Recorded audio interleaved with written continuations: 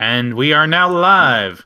Welcome, ladies and gentlemen, to the 13th episode of TechForge. Woohoo! We're getting on up there. Indeed.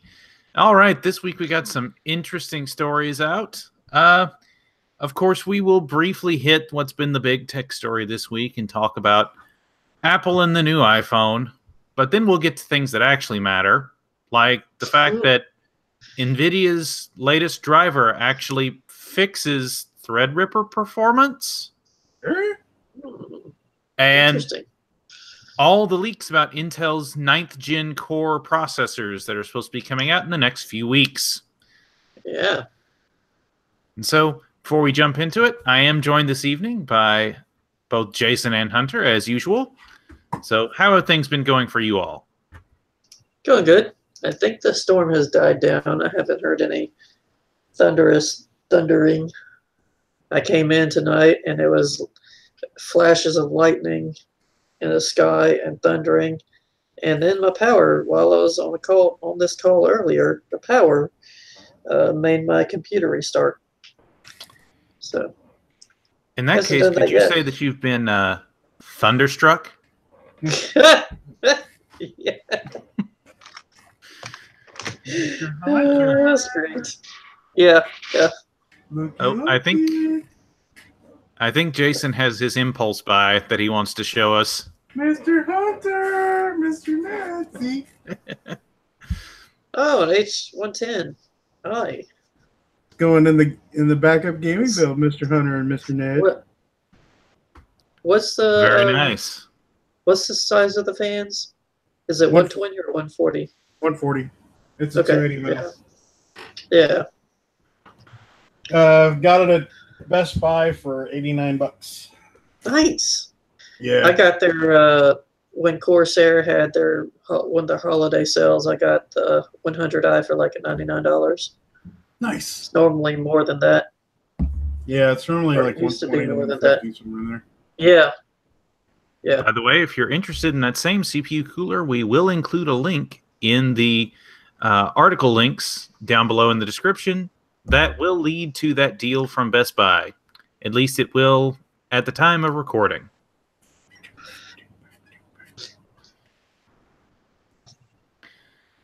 All right. Well, let's get straight into the news for this week. Of course, the thing that has been consuming most of the tech world has been the fact that Apple has announced its latest series of iPhones at some very eye-watering prices, no less.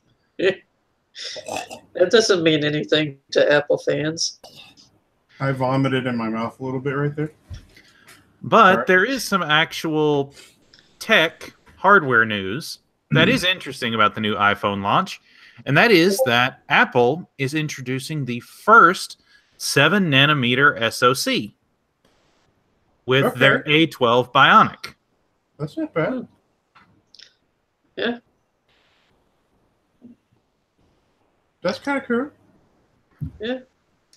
And I so guess that makes up for the awesome cost. Well, perhaps. The new 7-nanometer A12 Bionic chip is going to be at the center of the new iPhone XS. Yes, that is how it's supposed to be read, even though it totally looks like SX or XS. Or XS, yeah. And then XS Max. The 10S Max. That's funny. Because we don't want to call it Plus anymore. Right. So the interesting thing about this SoC, it is a 7-nanometer chip with 6.9 billion transistors. What? That's a pretty high count. And it features a 6-core CPU. It is 2 high-performance cores and 4 what they're calling efficiency cores. And it's also featuring a quad-core GPU. Since it's built in-house by Apple, what exactly quad-core means in this context, we don't know. But they are saying that compared to last year's A11, it is 50% faster.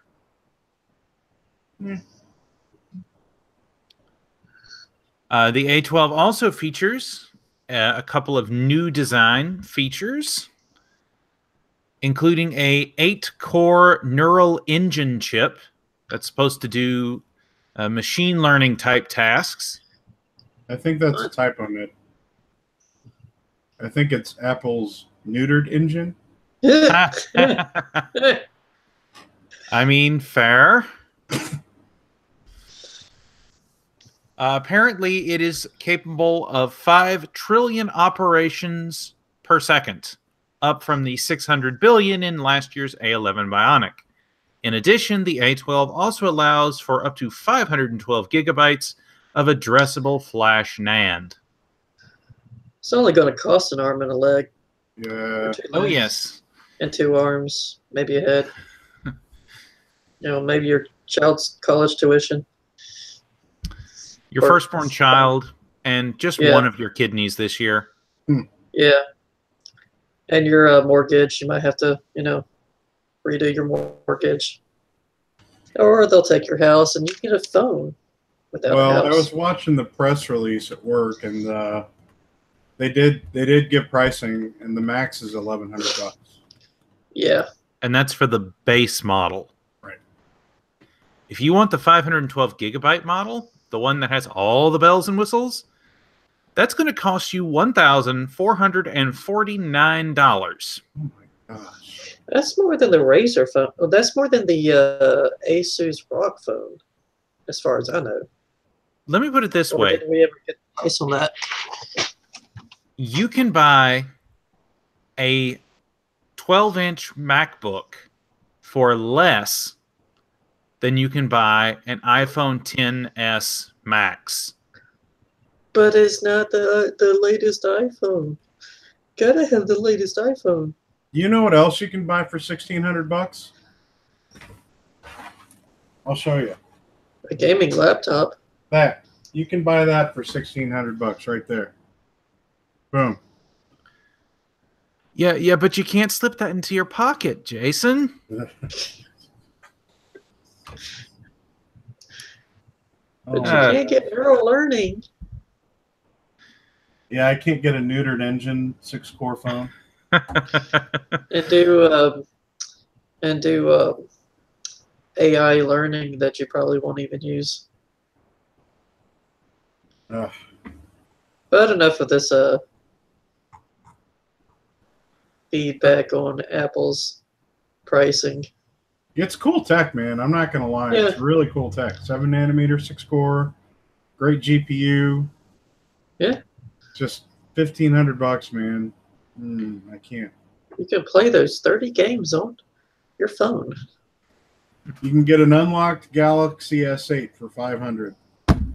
Yeah. Or you could get the new Poco Phone F1 for $300, which has the exact same processor as the S9. There you go. Boom. That just happened. That might be what I need to go up to. So, yes, ladies and gentlemen, for the price of a maxed out iPhone XS Max, you can get yourself 5 high-end Android smartphones. You can also probably get a used 8-year-old vehicle. Yeah, with quite a few miles on it. Yeah. But it would still be functional. Yeah. Or a Because Ryzen Toyota. 2700X with a 360 mil AIO and 32 gigs of RAM and a Vega 56 and 1.5 gigabytes of SSD storage. I mean... But it doesn't fit in your pocket. I hate you, Mr. But it's not the latest iPhone. You know that the certain people line up for 2 days straight to get their latest iPhone when they have a perfectly fine last-gen iPhone, which is really the current-gen iPhone.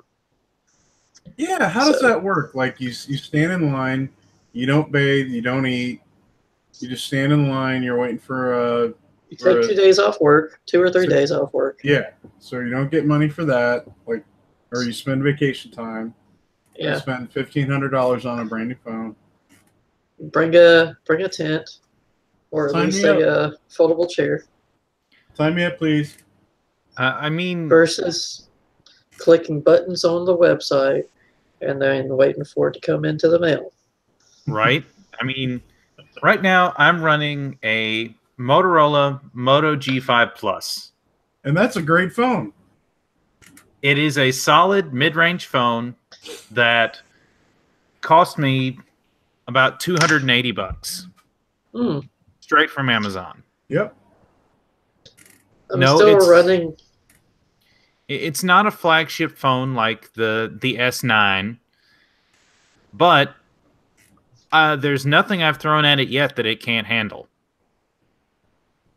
And I'm still running my Samsung S8 that I dropped once and threw yesterday because I was mad at work. Well, actually, I was mad at the phone also. But hey, it's got a glass thing, and even though it's cracked a couple times, it still runs.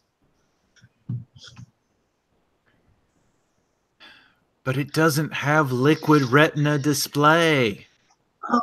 Oh, that reminds me. One of the phones I saw did have actually liquid cooling in it. What? Yeah. Oh yeah, somehow it wasn't an iPhone. It was like it might have been the Poco phone or some other Huawei. Oh yes, the Huawei. Huawei. The Huawei Honor 20, I believe. Yeah. It features a vapor chamber cooler. Yeah, that's it. That's what the Asus ROG phone has, right? Yep. Well, I can understand I can understand that Republic of Gamers phone. That thing's crazy. Yeah. That thing's like totally pimped out, man. I can totally understand that thing. Yeah, that thing is basically a tablet that has a phone put into it. Yeah. Like, if there was any phone that ever deserved that abominable appellation of phablet, the Asus ROG phone is that phone. Yeah, I wouldn't mind that phone, though. And side note, one news source says that phone is in the US $875. What's that? Possibly. The ROG phone. Oh my gosh, that's crazy. But that's right up there with the pricing for the Note 9 that just released. Is it? And it's not as much as we thought. I thought it'd be over $1,000.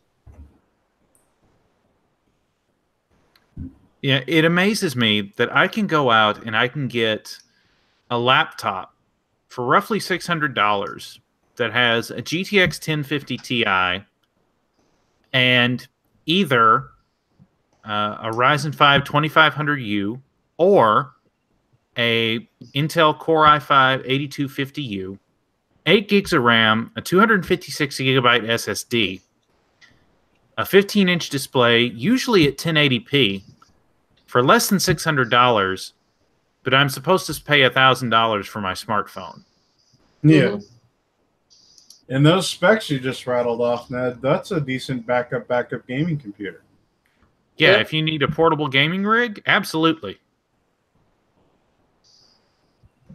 I mean, until I built my latest PC, there were a couple of years there where I gamed on a 17-inch Acer Aspire that had a Core i7-4702MQ and a GT750M.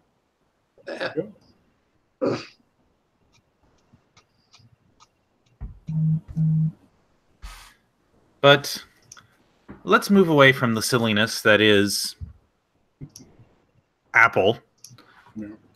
And let's talk about real processors, or at the very least PC processors. AMD has announced 4 new Ryzen processors. Yes, more Ryzen. Yeah. Which I got a really nice shirt for recently. Yeah, I'm jealous of you. That's an awesome shirt, man. Mm-hmm. Anyway, AMD hasn't. We talked about last week that AMD had announced a new budget processor with the Athlon 200 GE. Well, now it's announced 4 new Ryzen processors to fill out its 2000 series lineup. The Ryzen 7 2700E, the Ryzen 5 2600E, the Ryzen 5 2500X, and the Ryzen 3 2300X. That is absolutely crazy. 16 threads in a 45-watt envelope that boosts up to 4 gigahertz. Yeah. Yes, that was the one that caught my eye too.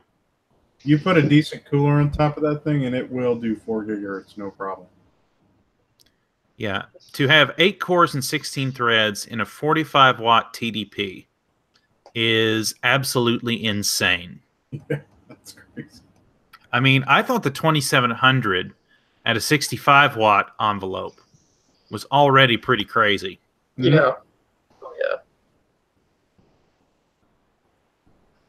I mean, yes, the base frequency is 2.8 gigahertz. But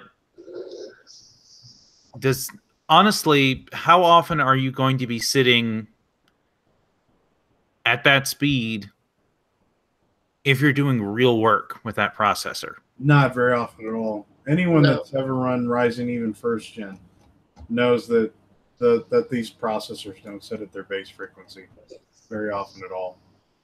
Especially since the majority of, well, at least our audience or, most enthusiasts are going to put a decent cooler on it.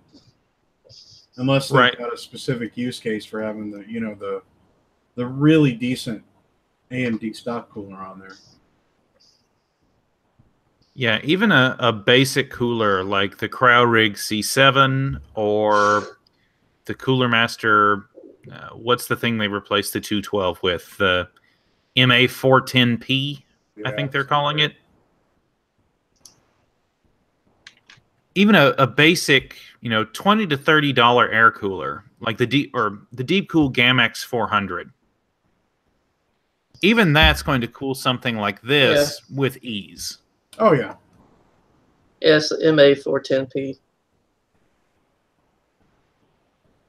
We also have the Ryzen 5 2600E, which is also coming in at a 45-watt TDP. It has a base clock of 3.1 gigahertz and a turbo frequency of 4 gigahertz.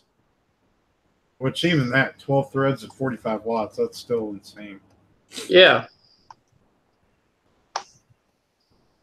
At 4 gigahertz, that's pretty good. The next one is the Ryzen 5 2500X. Of course, this being the replacement for the 1500X. This is going to be a 4-core, 8-thread processor with a base frequency of 3.6 gigahertz and a turbo frequency of 4 gigahertz in a 65-watt TDP. Unfortunately, the Ryzen 5 2500X is only going to be in OEM PCs.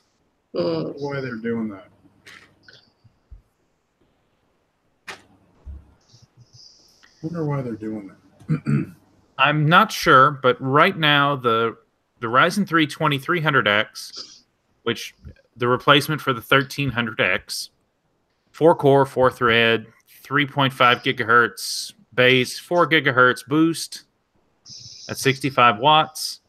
The 2300X and the 2500X, according to PC World, are only going to be appearing in OEM PCs. Well, it's to try and, I'm guessing it's trying to pull away some of the pre-built computers from Intel. I figure it's a combination of that, and they don't want to muddy the waters for their 2200G and 2400G. Yeah.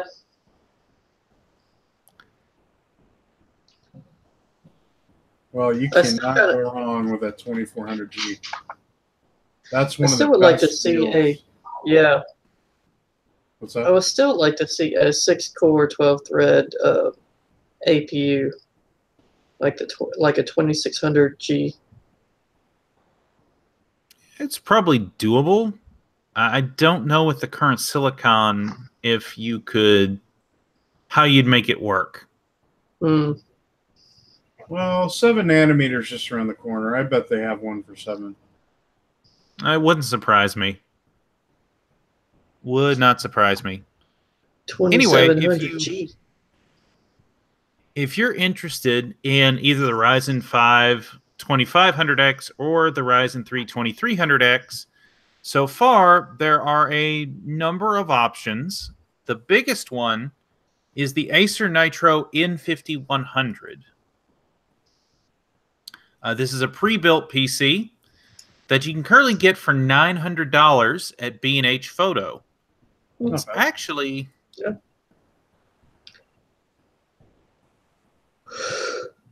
And it's actually a pretty solid build overall at that price. It's a Ryzen 5 2500X, 4-core, 8-thread, 8 gigs of DDR4 at 2666, a Radeon RX 580, 4 gig, and a 1 terabyte hard disk drive. It also comes with a built-in optical drive for $899.99. As far as pre-builts go, you could do worse. Well, you spend an extra $50, add a 256 gig, SSD. Got a pretty decent system right there. Oh, and it does have 802.11ac built-in Wi-Fi. So nice.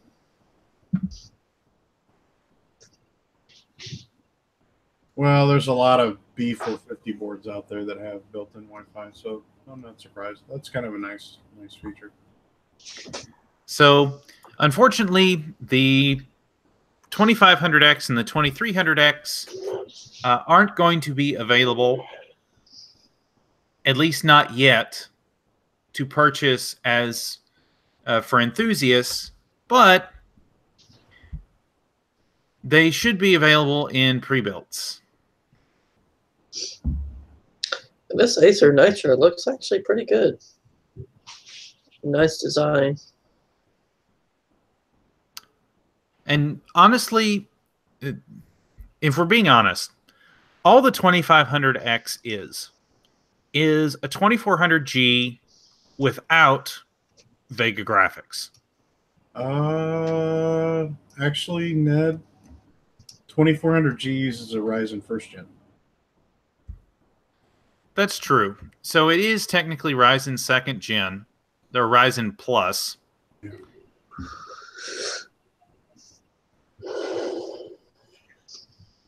But if we're looking at it from the high level overview, the 2400G has 3.6 base, 3.9 turbo. Mm-hmm. The 2500X, it does have 100 megahertz faster turbo, and it does have 2 additional megabytes of L3 cache.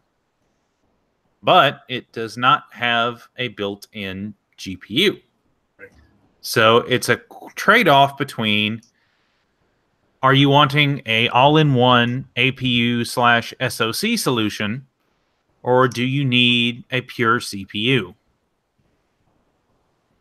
I'm really anxious to see I'm really waiting to see benchmark numbers. I'm hoping someone can get a hold of these CPUs and put them through their paces and see how they compare to their APU counterparts. There's not going to be a huge difference, I don't think.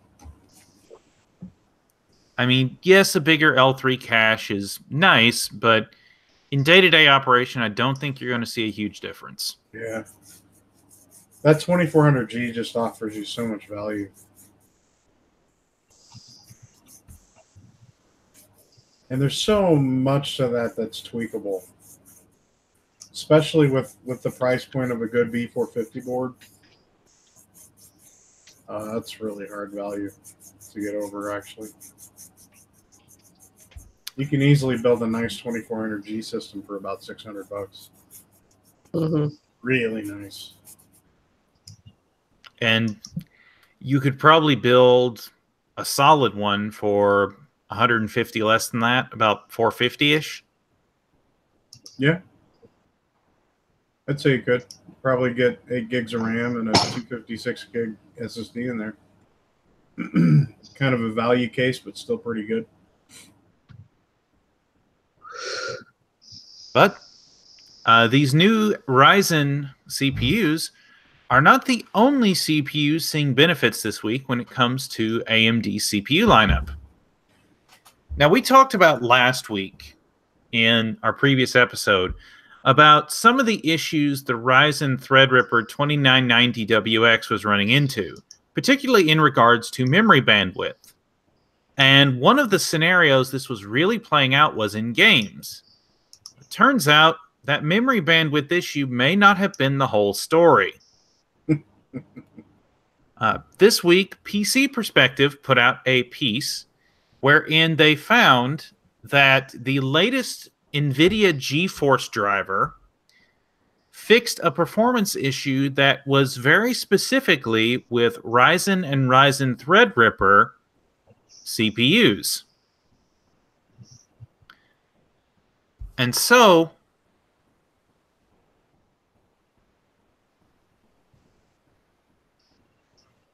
one of the things that they very specifically point out in the version 399.24 NVIDIA driver was 3D games fixed issues in this release. 3D games. Game performance drops in half when moving from 16-core 32-thread CPU to 32-core 64-thread CPU.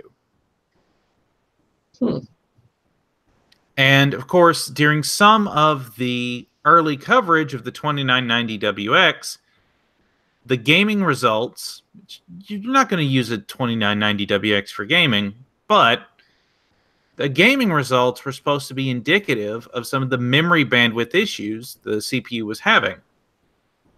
Now, granted, the CPU does still have some memory bandwidth problems due to the fact that it's not able to utilize the entire Infinity Fabric that the EPYC CPU it's based off of is capable of.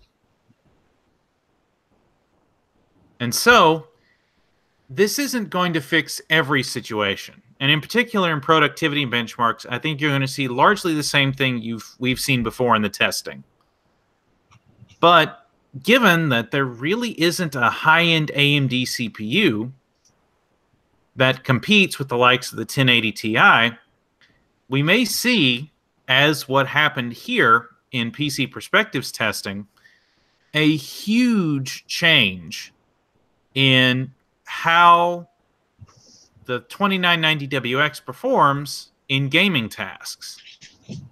And PC Perspective does not pull any punches here. In the test where they saw the most difference, there was a 78% increase in frame rate due to this one little change in the NVIDIA driver. Somebody had a bug. That's a bug fix. That's what that is. That's not a tweak. If that's a tweak, that's major. That's a bug fix. So they note in GTA 5 a 20% uptick in performance.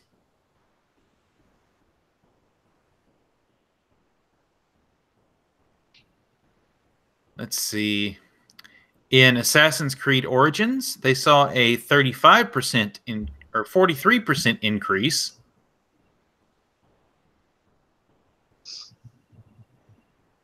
In Total War Warhammer 2 was 25 to 35%, depending on the settings.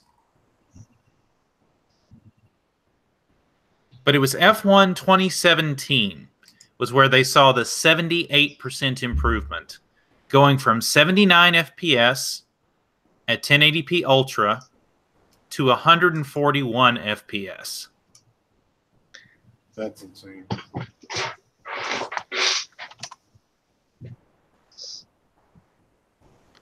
Some other big changes.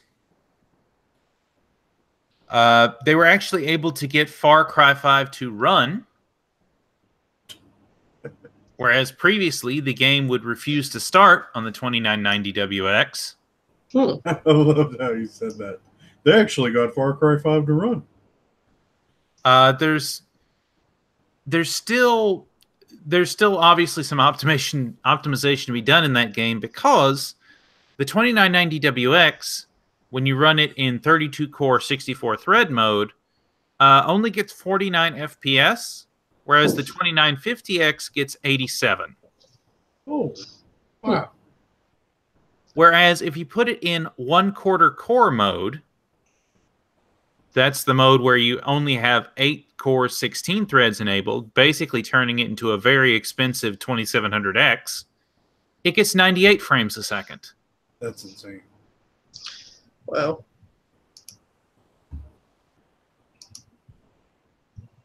There was only one title where they saw a decrease in performance, and that was in the game we've started lovingly calling Ashes of the Benchmark. Yep. Ashes of the Singularity. There was a 1% drop in performance, which at that point is essentially attributable to error. That's almost statistical error at that point.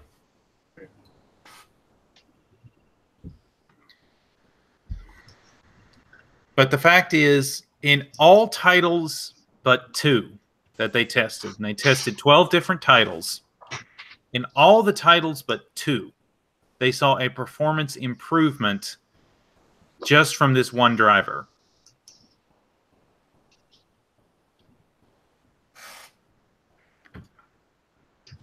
The biggest fixed.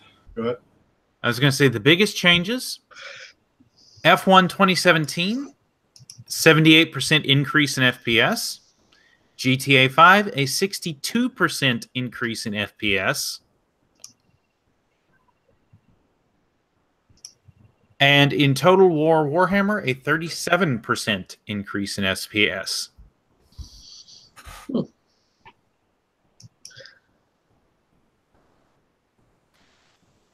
In addition, PC World did their own testing.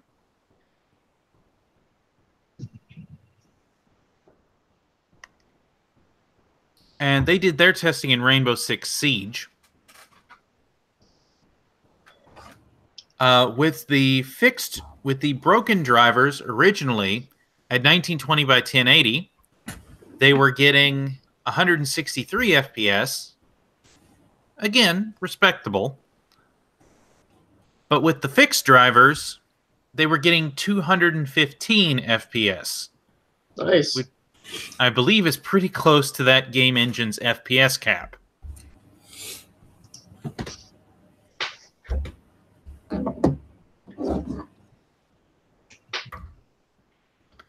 However, not all games experience this huge boost in performance.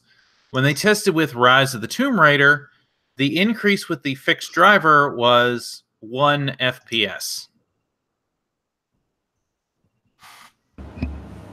That's a massive improvement, Mr. Ned. Massive. Yes, the improvement from 130 FPS to 131 FPS is completely noticeable.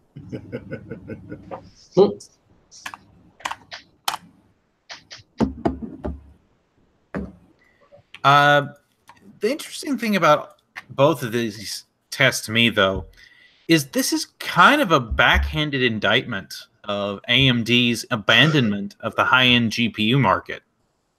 Because imagine if there had been a Vega-based GPU that could compete with the 1080 Ti. And they'd seen these vastly different results with the 2990WX, depending on which GPU you tested with. Then I think we would have discovered this problem a whole lot sooner. Because the original testing for the 2990WX was done over a month ago. Right. And admittedly, a month is a pretty short period of time to see those type of driver optimizations. But the fact that they exist in the first place and that they were basically undiscussed, I think says something about the fact that, well, there's really only one thing to test with right now. Of course, we have the RTX cards coming out soon, but right now there's only one thing to test with if you want something that is faster than a 1080 or a Vega 64. That's a 1080 Ti. Right. Or a Titan card if you have way too much disposable income.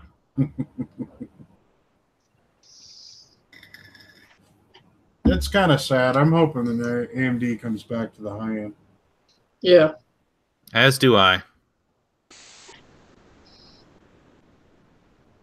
But there is at least one high end that AMD has not abandoned, and that is their high-end desktop platform.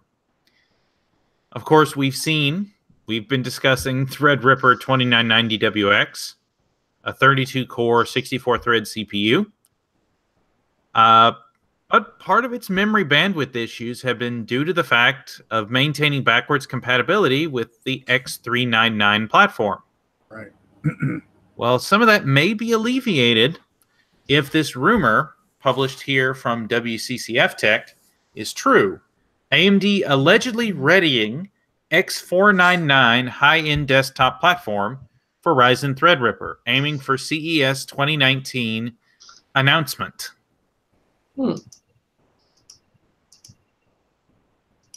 Yeah, but to get around that, they would have to have more than quad-channel RAM.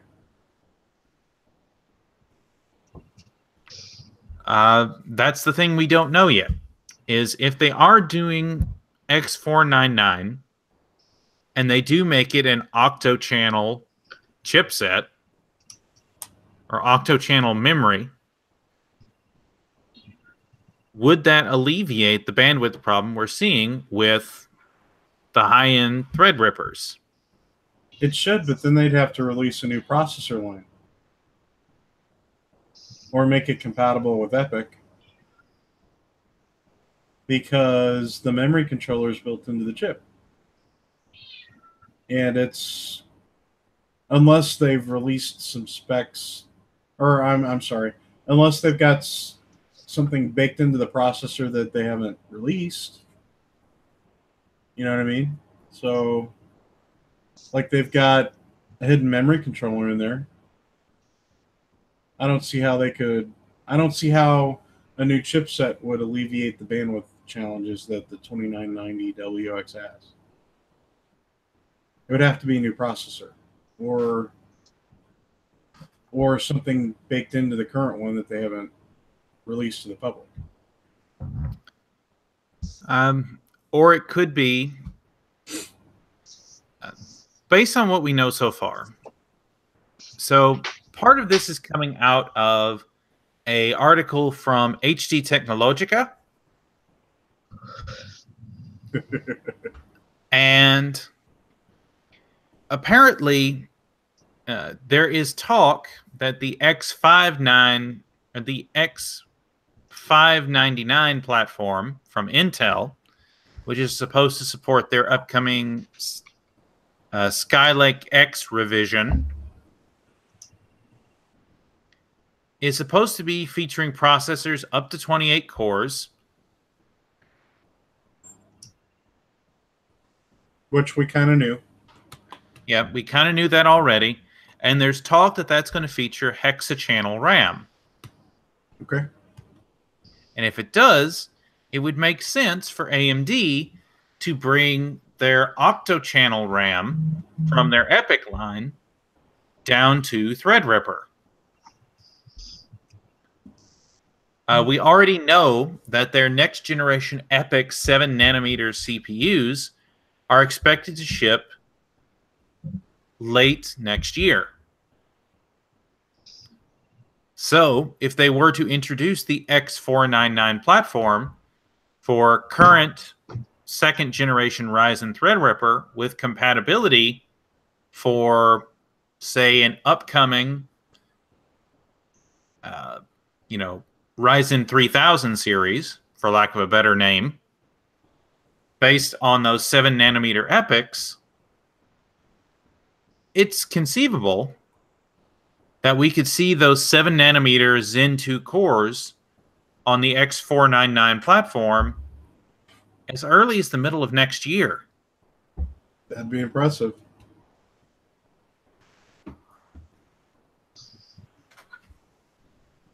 That'd be impressive. That I have a really strong feeling that Ryzen 3000 is going to be very special.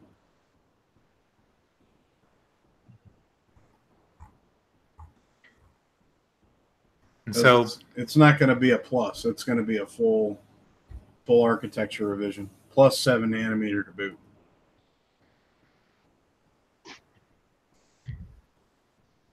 Hunter, any thoughts?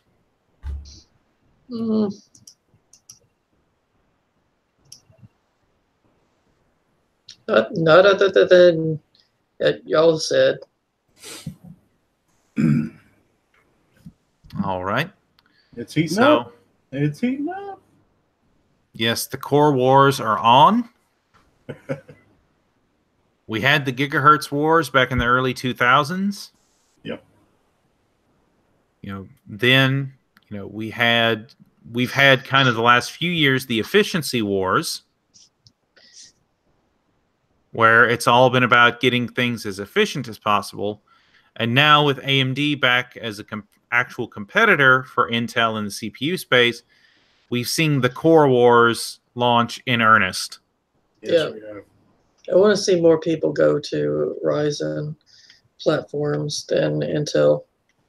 And it's getting a lot more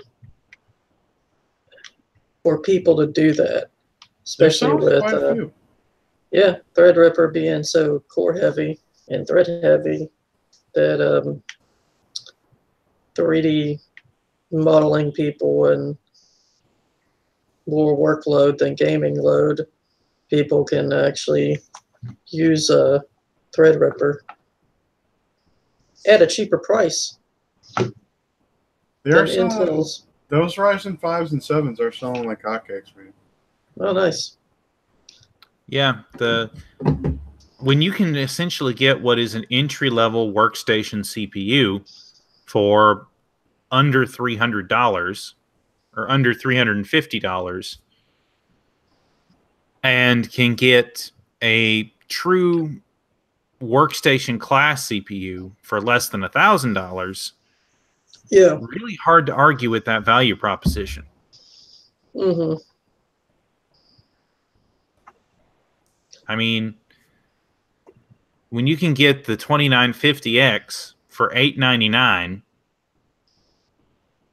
drop that into a $300 motherboard, drop in 32 gigabytes of RAM and your preferred high-end desktop card, and then whatever storage you want to use, you can build a very high-end workstation for about $2.5K. It would also be pretty cool to learn of businesses that are using these processors and these configurations, especially with the OEM pre-built series that we previously talked about. That would be pretty cool to see. That might be something worth researching. Yeah. Completely agree. I would like if some company, some pre-built company, sent me a desktop to review. That would be pretty nice. I was looking at the Dell, that blue one. That it's like, I like that they're going for more of gamer / business build, but I still kind of want to see an intake fan. They don't have intake fans in their cases, in Dell's cases, Dell's pre-built cases. But it'd kind of be nice. It's interesting they go with a negative pressure setup. Yeah, and they go with the blower style. Makes sense they would go with a blower style fan video card, but that specific desktops. The exhaust fan seems to be choked with like slits in the back. Like the front half of it has slits in the, but it's not. It's for aesthetics, not for airflow. But there's no intake fan, and there's not really good exhaust fans, so you're kind of choking it. So yeah, there's one case manufacturer I can think of off the top of my head that goes with primarily a negative pressure setup, but to their credit, it's engineered really well, and it's NZXT with like the H200i, and yeah, that one for sure does a really good job, especially if you put an SFX power supply in there. It keeps the GPU really, really cool. And it does a decent job with VRM cooling, and the processor's not too choked either. But it's pretty rare you get like a negative pressure cooling type system that does a really good job. Yeah, I'm not saying that the new Dell Inspiron desktop is hot or terrible or anything. I've seen reviews of people who, and it comes with a 27, I think it's either 1700 Ryzen or a 2700 Ryzen, depends on what configuration you get. But I've seen good reviews on it. It's the gamer business kind of style outer, that blue one. So it looks nice. It looks a lot better than the previous one. I think the inside layout is probably the same as the last 10 or 20 styles, because the internals I've seen on the 790, the 390, the 380, the 780, the 3010, the 3020, they're all the same. It's just the outside may be a little bit different. Well, they're going to reuse as many parts as possible. Yeah. And they're not really a high-end gaming oriented build. They're more of a business class builder trying to get into gaming desktops. I mean, it's understandable. I mean, Dell's gamble with gaming desktops and laptops was when they purchased Alienware. Yeah. But Alienware's brand cachet has slowly eroded over the years, because when people figured out that they're basically Dells in a fancy case, yeah, people stopped buying them in as many quantities and started moving to a lot of the boutique sellers or to. But Alienware kept its staff and kept basically its team and kept its name, of course. It's just that reputation of Dell came with it, with the buyout, and people are like, nah, I don't want a Dell computer because their experience with Dell is not great. I've had bad experience with Dells as being a technician who had to call into Dell support for clients' computers previously, or monitor not working, or keyboard not working, or whatever not working, and the Dell tech support script is understandable, but at the same time makes it seem like it's your fault for your client's monitor not working. Like, it's not my monitor. I don't know why there's a green streak, green line down the middle. I don't know. It's not my fault. So yeah, it's just the same Alienware company. It's just under a brand new umbrella name. But yeah. Yeah, it's when they started basically taking out of the Dell parts bin to put into Alienware PCs that things started to get a little weird. Notably XPSs. Yes. Yeah. Yeah, it's too bad, because I can remember when Alienwares had a very distinct personality to their design. Like when you bought one, you got this huge binder full of all of the manuals from the parts that they used. And they used off-the-shelf desktop parts for most of it, except for their cases. And sometimes their cases were desktop cases, like just standard off-the-shelf parts. Yeah, the current Alienwares, everything, they have a really neat proprietary case for their Area 51 builds. Yeah. But now everything within them basically pulls from Dell's proprietary parts bin. Yeah. And so I think that somewhere along the way they lost their distinctiveness. And I guess with any takeover, that's eventually going to happen.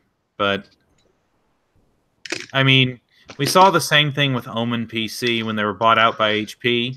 But I will say, HP in recent years has really gone a long way to redeem the Omen branding.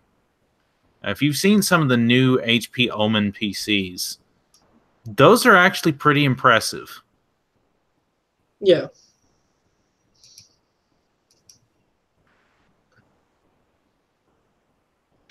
Anyway, I've gotten far afield from where we meant to go, but let's see, what's next here? Oh, yes. So this has been speculated for a while, but we're starting to actually get some little pieces of confirmation for it. This one's coming from Digital Trends. NVIDIA's GeForce RTX 2060 might launch next year, but without ray tracing. Yep. I'm surprised they're calling it RTX 2060. Well, that may just be what the Digital Trends author is doing. But if any of you out there in our audience have watched Adored TV's video from before the RTX announcement, where he had an NVIDIA insider give him information that turned out to be largely correct about the RTX series. In that video, he speculated, based on the information he was given, that RTX would be reserved for the 2070, 2080, and 2080 Ti, with the 2060 and lower being branded as GTX cards. Mm-hmm. Both Gamers Nexus and Jay from Jay's 2 Cents said the same thing in a recent video when they were at PAX East, I think, or regular PAX. They were talking about that was their assumption too, and that does make sense. They also said that they don't think that that ray tracing could be housed in a 2060 with the power limitation that it would have. So the 2060 and 2050, and if they make a 2050 Ti, which I'm sure they would be GTX instead of RTX. That's the rumor. Yeah. Makes sense. I still wouldn't mind having a GTX 2060 if it's affordable. Yeah, if it can get in at the same price point, if we can see, let's keep it conservative, and let's say you could see GTX 1070 levels of performance for the price of a GTX 1060. Mm-hmm. It'd probably be worth it. Yeah. That's another thing that they said that they were discussing too, that it would only be worth it. The same thing you just said. It'd only be worth it if it was 1070 quality. And honestly, right now, given the used market for 1070s, I'm not even sure if you could get we'll call it a 2060 at 1060 prices, if even that would be a good deal, considering that right now I'm looking at a pair of 1070s for less than $250 a piece. Mm. Well, and we keep seeing prices on the current Pascal lines new, they keep dropping. Yeah. Yeah, even brand new right now, 1070s are going for less than $350. Another thing that Jay and Steve? Steve from Gamers Nexus were talking about is this is the first time that we're going to be seeing Pascal still being sold because of the amount of cards that NVIDIA has, along with the new series cards. NVIDIA is still going to be selling the Pascal line, the 10 series line. Well, yeah, part of that thought though is right before the announcement of the touring cards, when the electronic coin stuff just imploded, there was a lot of rumors around NVIDIA having to take back hundreds of thousands of the Pascals. I think that's part of the reason why. And if you read around, what NVIDIA basically did is they took them and they dumped them back on their AIBs and said, you figure it out. And so I think that glut of inventory is why we're seeing the prices drop as precipitously as they have, in addition to the announcement of the RTX cards. Yeah, which I think they were selling strong over the summer, but now people are starting to lick their chops for the new stuff coming out, and I don't think they're selling quite as strong, which is kind of reflective in the pricing. Like, demand has gone way, way down. Yeah, whenever new hardware is announced, the desire for the current hardware goes down. Mm-hmm. Unless you can get it at a really good price. And to be honest, it would not surprise me at all if we didn't actually see a 2060 or below at all. At least not for a while. Yeah, I mean, the current trends, and based on the information that was in this Digital Trends article, and they also cite some information from Hot Hardware, they're not seeing the 2060 coming out till likely first quarter of next year. And that could be as late as March. And the way that the progression is going, the 2060 should be faster than the 1070. Because the 1060 is faster than the 970 or the 980, whichever one it was. Yeah. Though the 980 had 6 gigs, so the 6 gig 1060 is faster than the 980. Right. And then I guess the 3 gig, the 3 gig would be faster than the 970. So the 2060 should be faster than the. Faster may not be better. I've learned from arguments I've had online with people. And one of three PC builder Facebook groups I'm in.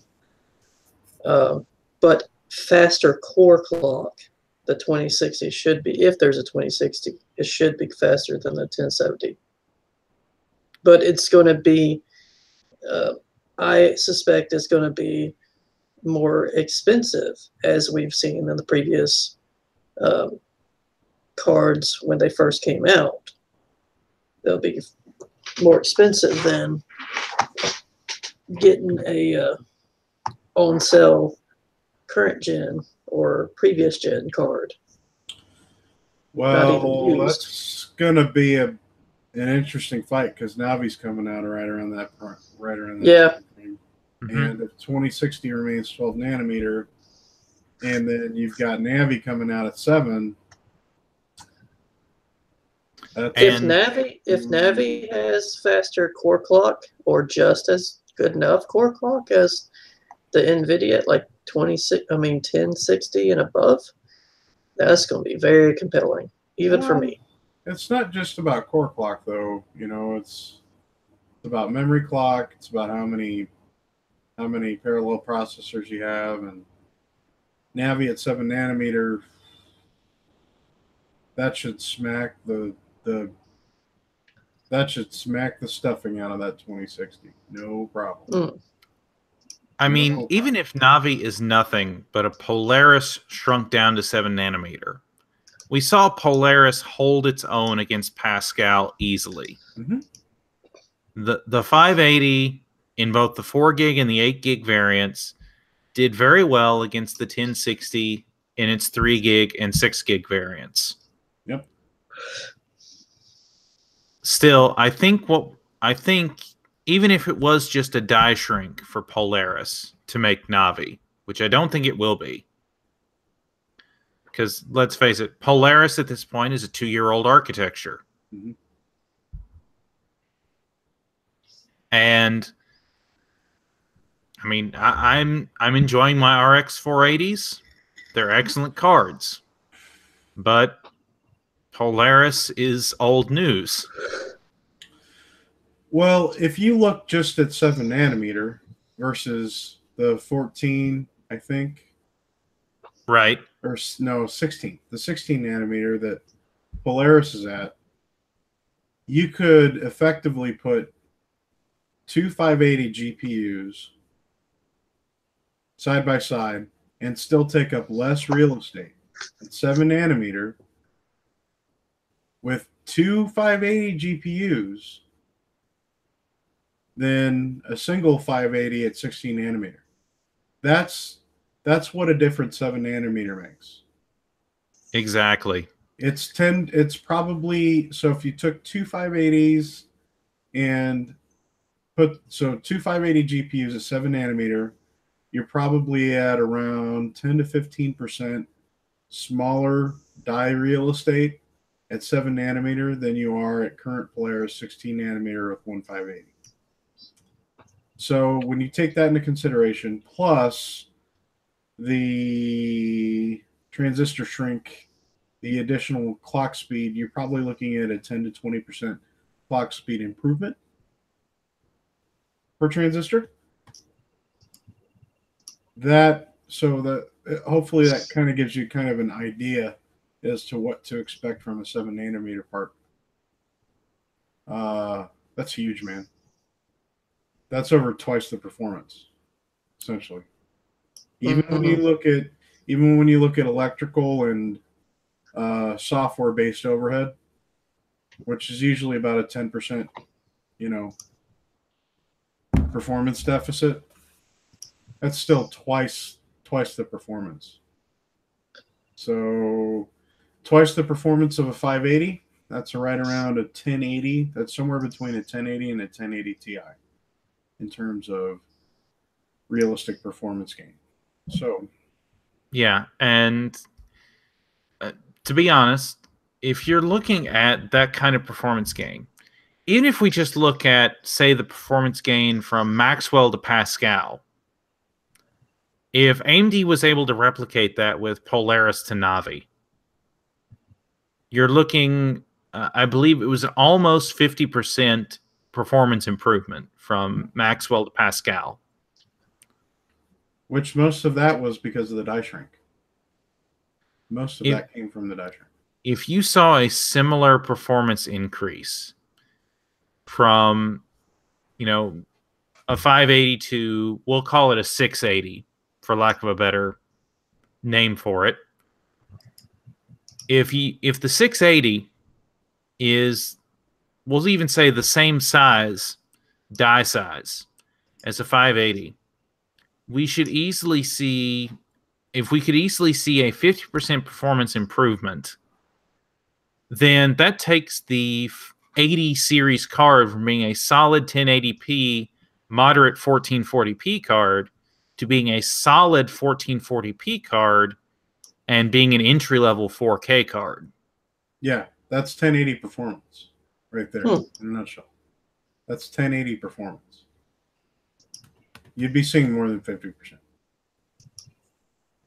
with the die shrink. We'll be seeing that easily. That's whatever the realm is above conservative. That's where the 50% expectation is. And I mean, So, and consider, um, recently, one of my friends, Keith May, he put out a video for WCCF Tech with the Ryzen 5 2400G. And it was a very simple video. It was, can you play the Battlefield 5 open beta with a Ryzen 5 2400G? And it turned out the answer was yes, at 1080p with, I think it was 65% resolution scaling. that's impressive. You could easily play 1080p medium, 65% resolution scaling between 45 and 50 FPS. And that's with Vega cores on what is essentially a system on a chip. What kind of RAM? He was using G-Skill Trident Z at 3200. Yep, that's exactly what I was running. Was he that's probably stock performance? Did he tweak it at all, or? I think the only thing he did was tweak the memory timings because, again, with the when it comes to EA, you run into all kinds of issues with activations and whatnot, and so he was limited in the testing he could do. But that said, if we can take that same level of performance and translate it up to, say,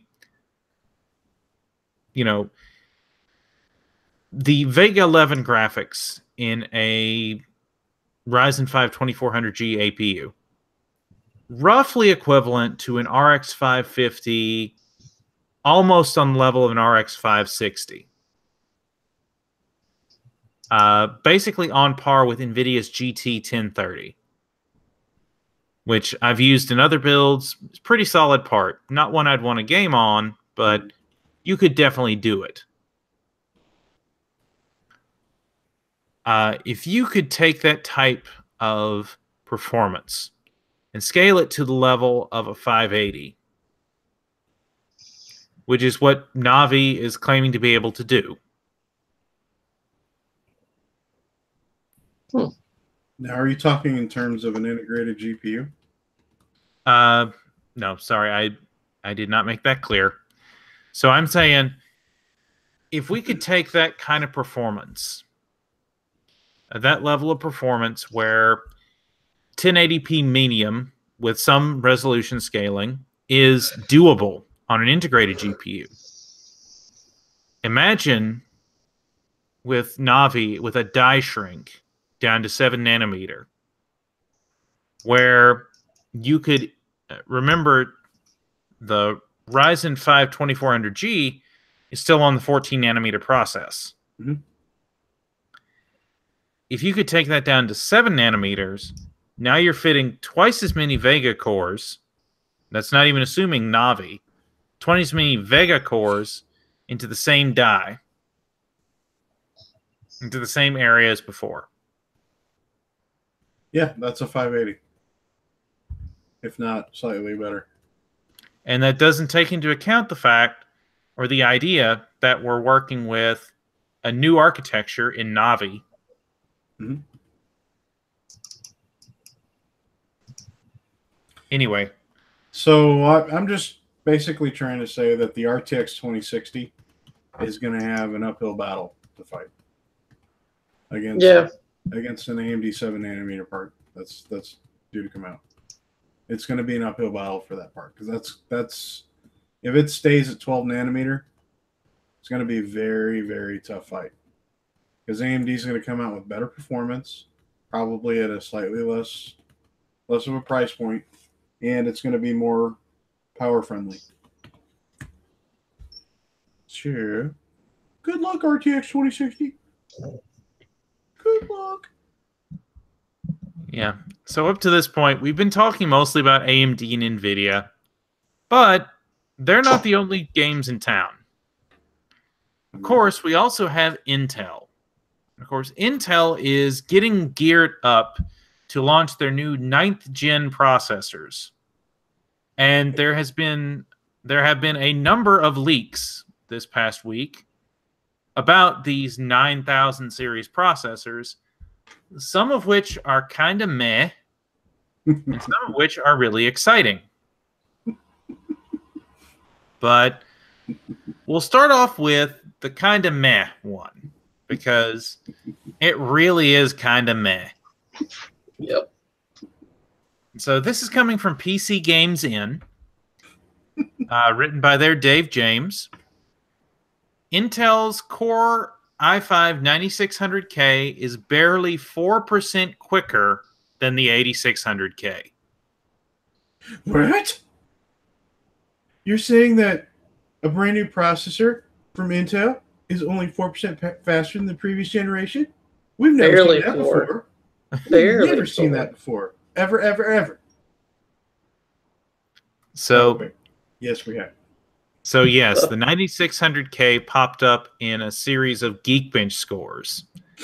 And compared to the 8600K, the 9600K was between 3 and 4% faster in most of the testing.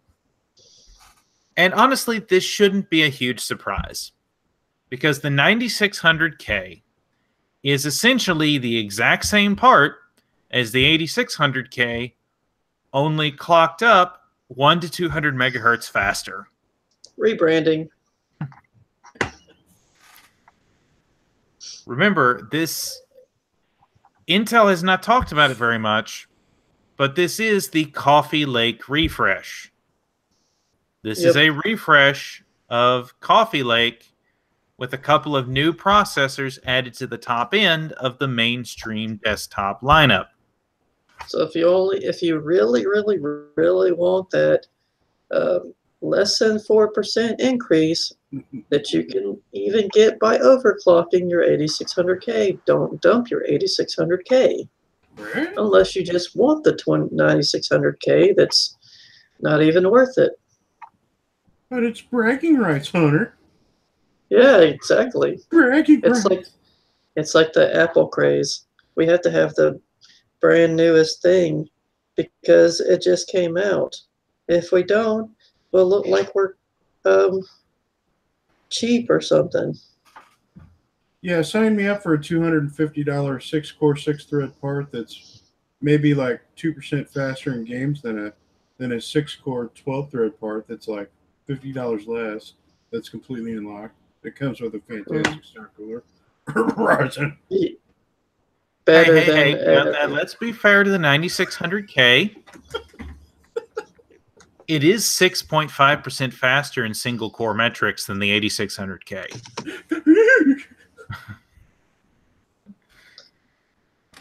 For probably $20 more than the 8600K. Exactly. $20 to $30 more.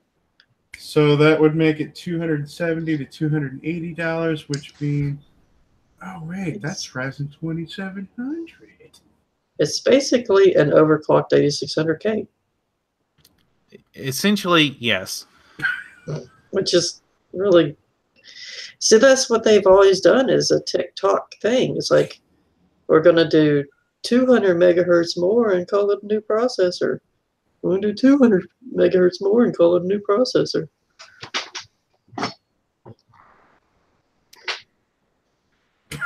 So the 9600K maybe isn't that interesting. Nope.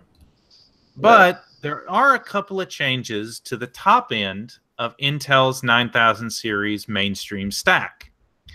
Namely, that the previous flagship 8700K, which was a 6-core 12-thread part, is being replaced by the i7-9700K, an 8-core 8-thread part. Yes, you heard that correctly. The i7 is losing hyperthreading. Why? Because the top-end part is now the Core i9-9900K, which will be an 8-core 16-thread part designed to fight the Ryzen 7 2700X. which is expected to have an MSRP of $450 to $500. And that's really the problem. We do have a review. Apparently, there is a Spanish site that goes by the name, and I will probably butcher this, El Chupazas Informático.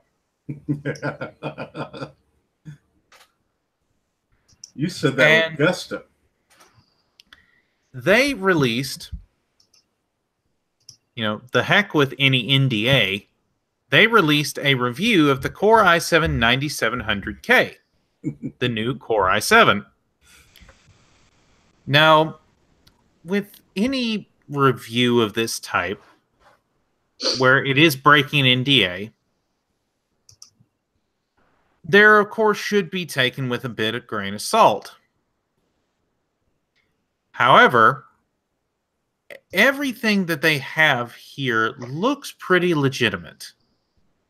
And assuming that it is indeed legitimate, what they're showing here is the 9700K at stock beating out the Ryzen 7 2700X, which in certain workloads shouldn't really be surprising. Intel has always had the advantage in workloads that require high frequency and a moderate core count. Well, I think it's reasonable to assume that they'll have a big clock speed advantage. So, yeah, if the leaked information about the 9700K is correct, it's going to have a base frequency of 3.6 gigahertz with a boost frequency of 4.6 gigahertz on all active cores and a single core boost frequency of 4.9 gigahertz.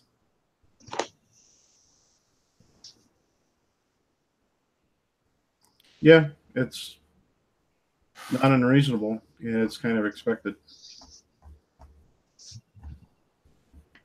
In particular, probably of most interest to our gaming audience, in 3D Mark Firestrike, the 9700K scored 16,633, which is roughly 300 points higher than the Ryzen 7 2700X and about 100 points higher than the 8700K.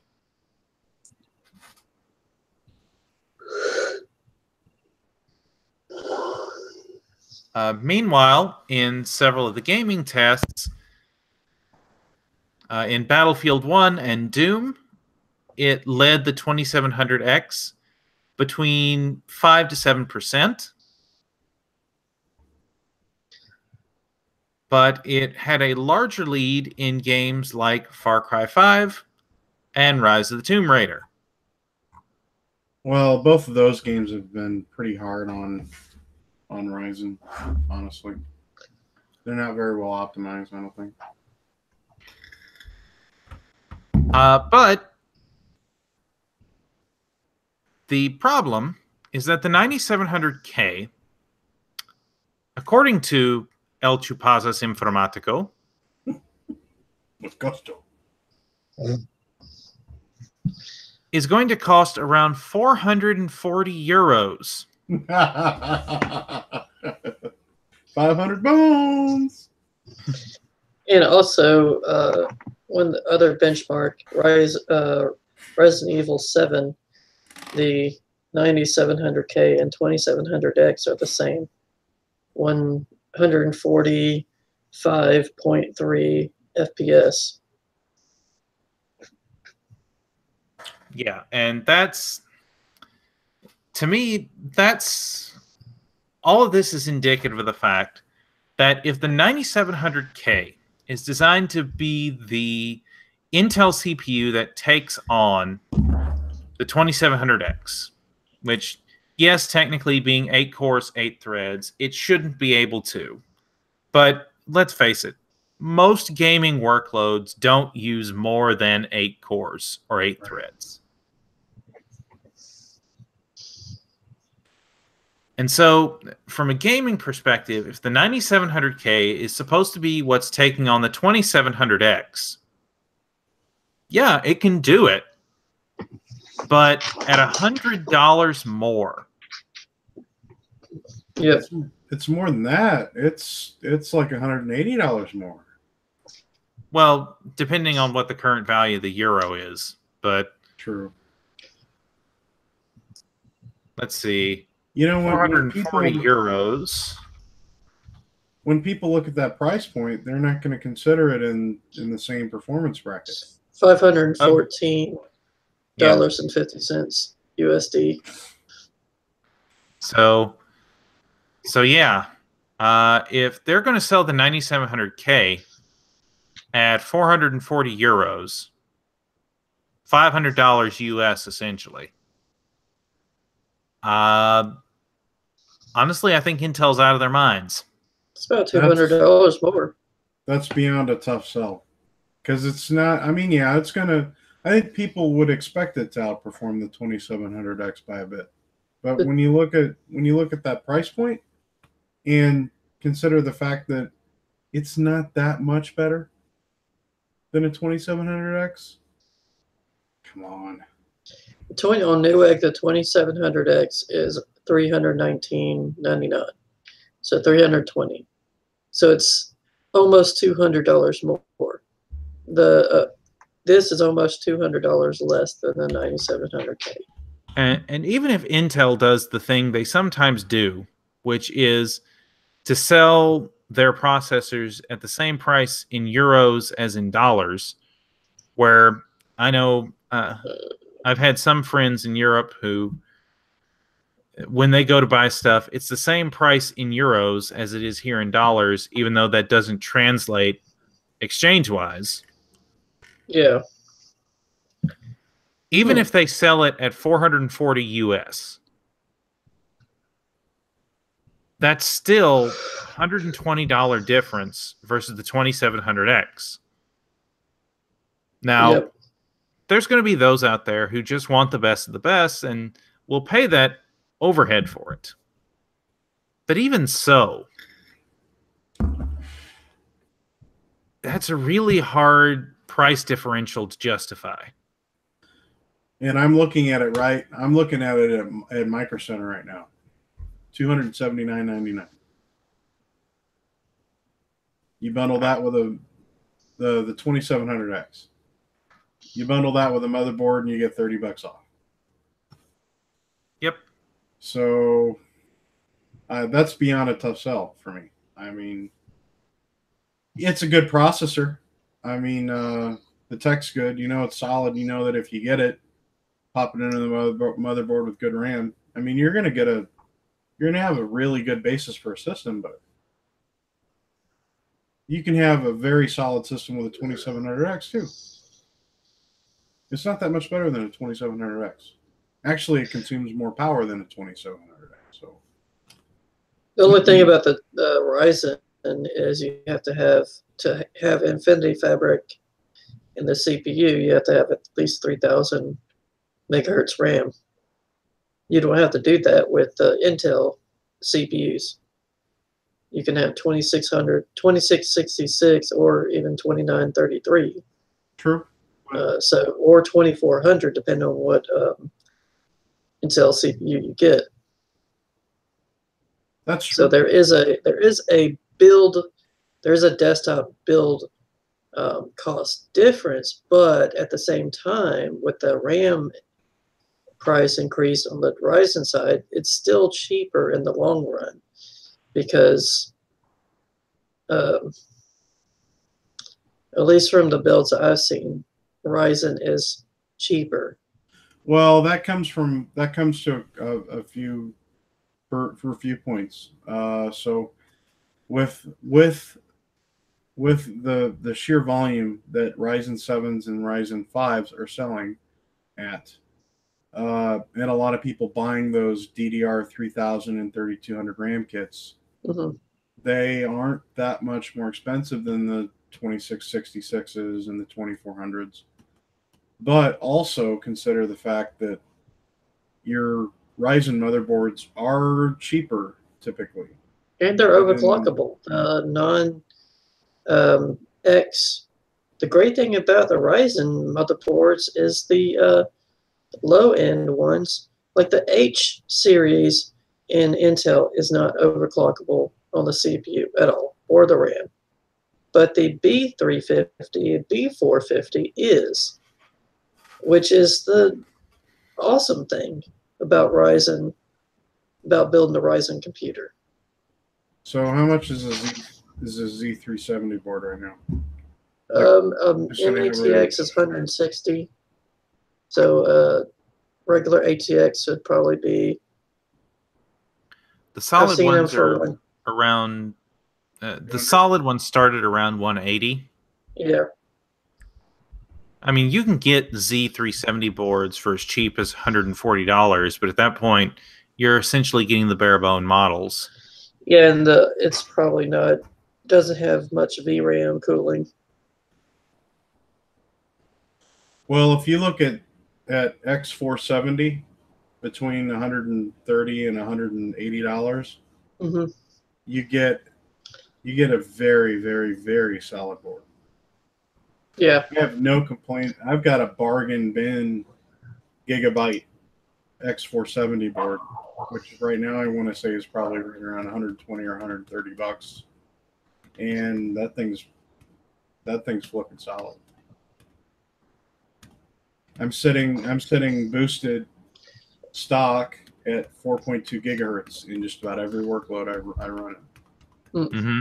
I have no reason to overclock whatsoever. All day long, 4.2. And the VRM is nice and cool. No issues with 4 sticks of 3200 RAM. None whatsoever. So one last thing I wanted to mention about the Intel processors. There was a leak from Tomb Apisac, one of the more reliable leakers there in Taiwan, of some Core i9 9900K 3D Mark Time Spy scores. And the results are interesting because the 9900K got a CPU score of 11,459. For comparison, a overclocked 2700X got 10,285. Not an insignificant difference, but considering that the 9900K was running at 4.8 gigahertz, whereas the 2700X was running at 4.2 gigahertz on all cores, that might be a bit of the disparity accounted for. Regardless, I think a lot of the 9900K's value is going to really depend on where it falls in the price bracket. Yeah. Even if they choose to make the 9900K the $450 part,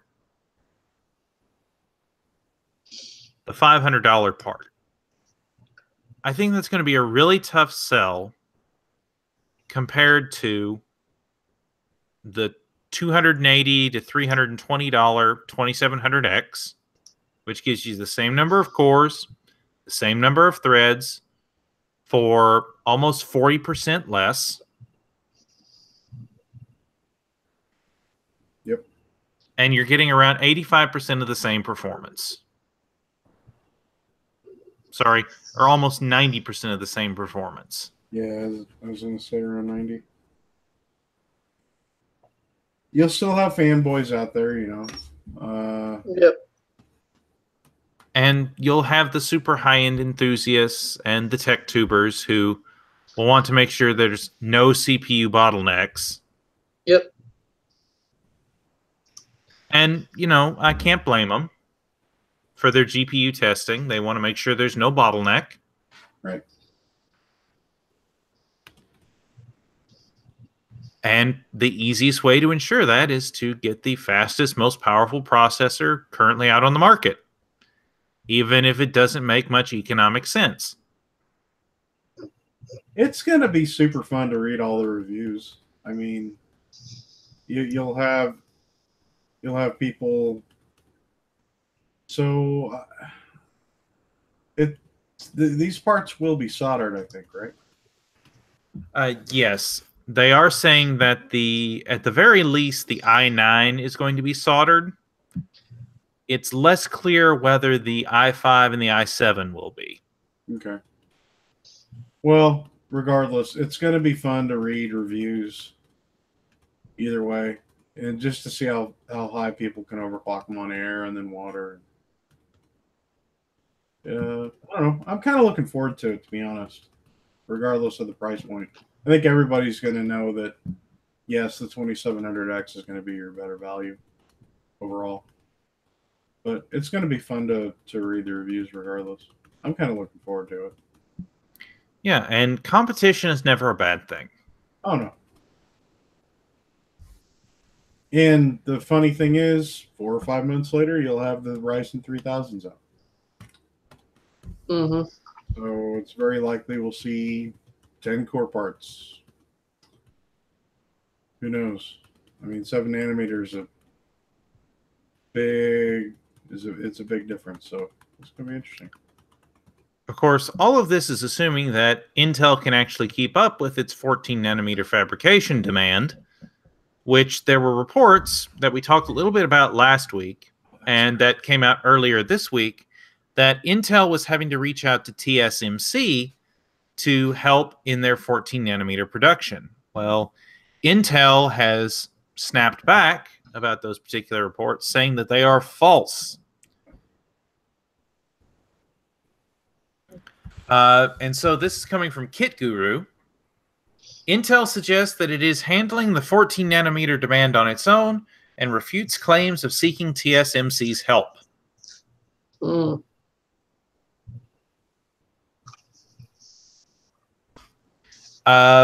In their response to some of these earlier reports, Intel had this to say.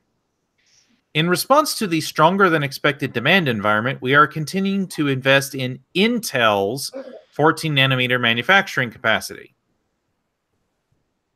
While this isn't an outright denial of working with TSMC, it does point that Intel is emphasizing their own fabs over any outsiders.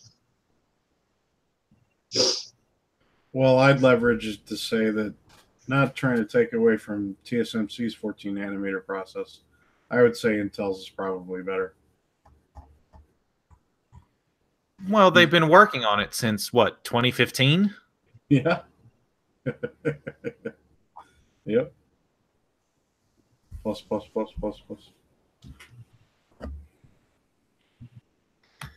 All right. So, we are to the hardware deals part of the show. And we actually have several for you this week that we will include in the links to the articles link down below in the description. The first one, it may seem rather odd to be suggesting a 700 series CPU. Man, I'm tired. It may seem odd. Suggest a 700 series GPU from NVIDIA, considering we're on the cusp of the 2000 series. But I was clued into a deal that you can find on AliExpress right now for a gigabyte GTX 750 Ti 2 gig GPU for just $60 with free shipping. And if you're looking to take a bargain basement PC, you know, your average everyday PC, and upgrade its graphical capabilities, the 750 Ti is one of the best options out there. Mm-hmm. Technically, the 1050 Ti can do the same thing, but you're going to pay more than double that price by a 1050 Ti right now. In fact, in some cases, you'll pay triple that price to get a 1050 Ti. Well, a 1050 Ti is going to give you a lot more performance, but that 750 Ti is probably the legendary pick of that 700 series lineup. Yeah, the 750 Ti is still very solid for 1080p gaming at medium to high settings, as long as you don't run into some of the slightly newer games that have higher VRAM requirements. Right. Yep. But to play most games out there, say your League of Legends, your CSGO, your Dota 2, most of your esports titles, Overwatch, even some slightly more demanding titles like Warframe or World of Warships. Yeah, this 750 Ti will easily handle those tasks at 1080p. And it requires... Go ahead. This says the max resolution is 4K. Yes, technically the 750 Ti can do video playback at 4K and can handle desktop tasks at 4K. You could try to game at 4K with a 750 Ti, and there might even be games out there where you could do it. No. But it would not be an enjoyable experience. No. There's no Is it going to be like 10 or 20 frames per second on medium or low? Less than that. But so you essentially throw that card in a PCI Express slot, as long as you don't have a 2200G or higher. Doesn't require any power, any external power. It runs right off the motherboard, power. And I mean, you effectively have, a pretty solid video card there. Yeah. Yeah. The way I've seen it classically suggested to be used, and in fact, the video I was watching suggested doing exactly this. Get yourself a pre-built PC with, say, Core i5-2400 from the Sandy Bridge era, or a Core i5-3470 from the Ivy Bridge era, which you can typically find for less than $100. Whack in this 750 Ti for $60, and you have a solid 1080p entry-level gaming PC for anywhere from $100 to $150, $160. Yeah, I'd say it's all right for esports, but anything more than that, I wouldn't consider it. Yeah. Yeah, I mean, for, again, your Dota 2, your Rainbow Six Siege, your Warframe, your World of Warcraft, sure. Yep. You'll do all those all day long. Maybe even some older AAA shooters, like your, I don't know, maybe the original CSGO, maybe the original Call of Duty Black Ops or Black Ops 2. Gosh, Black Ops 2 is almost 6 years old now. Wow. Well, Doom at lower medium. Oh yeah, particularly if you use OpenGL, because Maxwell does not handle Vulkan well.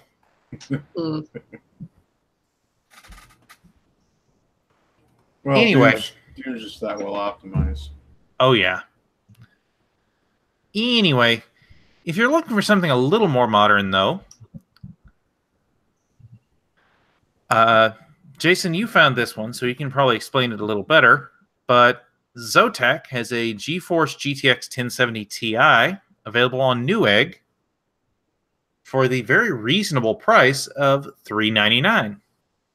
Yeah, so I've noticed that typically, at least lately, the Zotac parts, especially the mini variants, have been cheaper. So this is going to be nice because it's less than 10 inches long, and it'll fit in most of your mini ITX custom builds. It does typically run a little hotter than the bigger cards because there's not as much cooling, and the VRM's a little bit weaker, but it's still a bona fide 70 Ti, and it's basically $50 less than MSRP. It's Yeah, it's a solid part, man. Hard to argue with a price like that. And if you get lucky in the silicone lottery, you can. They've been known to overclock and get close to performance levels of the 1080. So, and I'm speaking specifically about that Zotac part. The next one, the 1070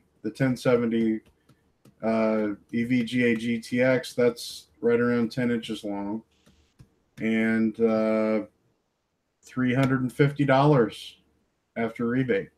That's going to be about $30 less than MSRP. So again, that's a bona fide full-fledged 1070 part that you can easily overclock really high if you wanted. And EVGA is very solid. You can't go wrong with that. Yeah, that's featuring their ACX 3.0 cooler, which is an excellent cooler. And also keep in mind, if you decide you want something more powerful than 1070, EVGA has a really great trade-in program where if you can provide the documentation where you purchased your EVGA card, you can actually trade up for the price difference rather than paying the full price for the new card.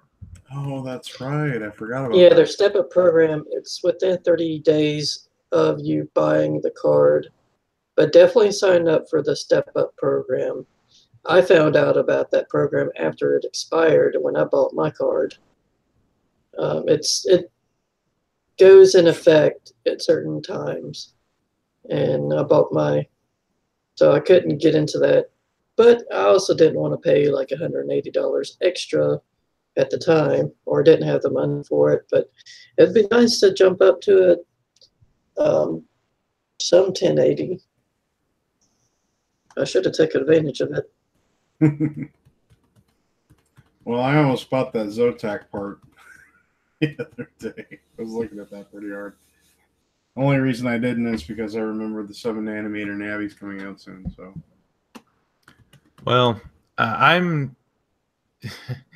This is budget-minded me. I'm looking at that 750 Ti specifically to put in an old Dell XPS 410 with a Q6600 because I want to see if that system is going to be CPU limited or GPU limited. ooh, Yeah. What CPU are going to have in it? I don't know about that. I mean, the Q6600, even with the BSEL mod that I have on it so that it runs at 3 gigahertz instead of the base 2.4, I mean, it's a 12-year-old part at this point. It's got to be shown. It's a quad core. It's a quad core, but it's a 12-year-old part at this point. That's got to be shown its age. But I'm thinking with the GTX 750 Ti, it might be balanced enough that it could be usable, maybe not as a daily driver, perhaps, but usable for basic tasks. And also, I want to experiment with a little Linux gaming on that particular PC. That'd be interesting. I just don't expect a whole lot, Matt. Oh, I don't. I mean, this is a PC that I got off a Facebook ad. I got the tower, a 1680 by 1050 resolution 20-inch screen, a keyboard, and a mouse. Altogether, the entire system for $70. So, well, I would consider that like a TV computer. You know, if you wanted to watch Netflix or Amazon Prime or something. Maybe even the occasional emulator or whatever. I mean, yeah, and see, that's kind of the use case I'm really thinking about is it'd be pretty solid for that. A solid emulator PC or something if I wanted to throw older games at. You know, if I wanted to play some Torchlight 2 or if I wanted to play something less intensive. Yeah, like Diablo 3 or, you know, StarCraft or StarCraft 2? Like, well, StarCraft really hammers the single core performance. So, is it? Yep. Depends on how many units you have on the screen at one time. I know in certain custom maps, when I had and I have an 8-core, I still have an 8-core CPU, but when there was more than 255 units, character units on the screen, probably 300 or more, it slowed the game down hard. It was like, I might as well just quit and reload this mission or this map and not even playing online. I was playing offline back in the day most of the time because I downloaded all the maps from the online games and wanted to play, especially the Special Forces maps. Those were my favorites. Yeah, and the thing is, you could easily hit that 255 easily, especially if you were playing Zerg. Oh, yes. Because if you do an honest to goodness Zerg rush with a lot of little banelings and just enough mutalisks to make things interesting. Yeah.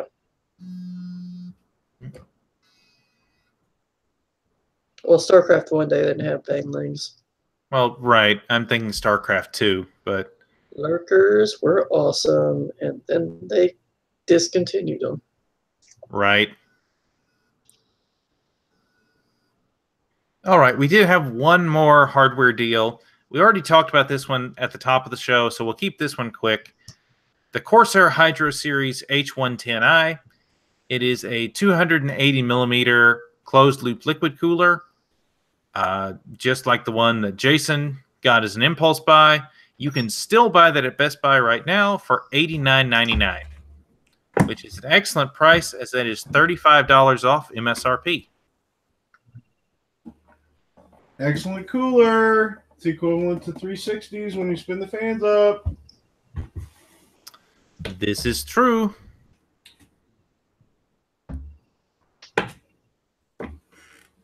Beats the Noctua NH blah blah 1415.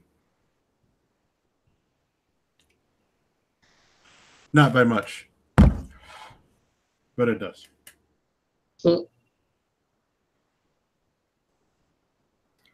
Anyway, that, ladies and gentlemen, is our show. We appreciate you tuning in and watching with us.